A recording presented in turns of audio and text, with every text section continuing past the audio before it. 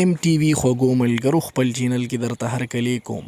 نن در سره یو داسې سټوري شیر کوم چې تاسو به یقینا هم ډیر زیات خفه کی. یو سړی و چې په یو کلي کې اوسېدو او خپل ژوند ډیر په خوشحالۍ تیراو.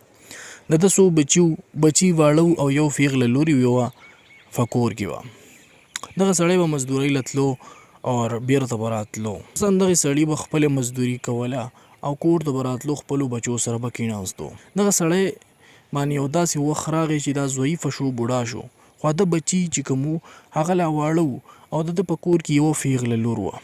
یو وخت داسې راغی چې دغې سړي ښځه مړه شوه او د دوی دغه شان ګزران تېرېدو، چا به ورسره لږ شان هیلپ کوو، نور خلکو ګاونډیانو، خو دوی په دغې باندې ګزاره نه تېرېده ځکه چې یوازې خوراک نه دی، کپړې، فیضار، د سکول وړو تعلیم.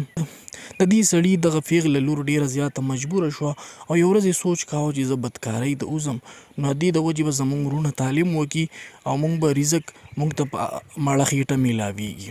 دوستانو، دغې سړي دا لور یو ورځ د زنا په دغه باندې ووته، د کور نه لاړه او د زنا ځګي ته لاړه، بازار ته لاړه.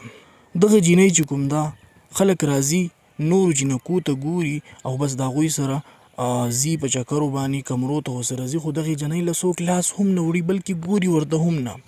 حالانکه په دغې مجلس کې، په دغې بازار کې د دې جنۍ د ټولو نه حسن سیوا دی ډېر زیات ښایسته ده. دا جنۍ حیرانه ده چې داسې څه چل دی په ما کې چې ما ته څوک ګوري هم نه. همدغه شان ټیم تېرېږي، په دې کې شپه شي او دا جنۍ بیرته کور طرف ته را روانه شي. چې کله کور ته راشي نو پلار ورته وایي چې بچی ته نن چېرته تللی وي؟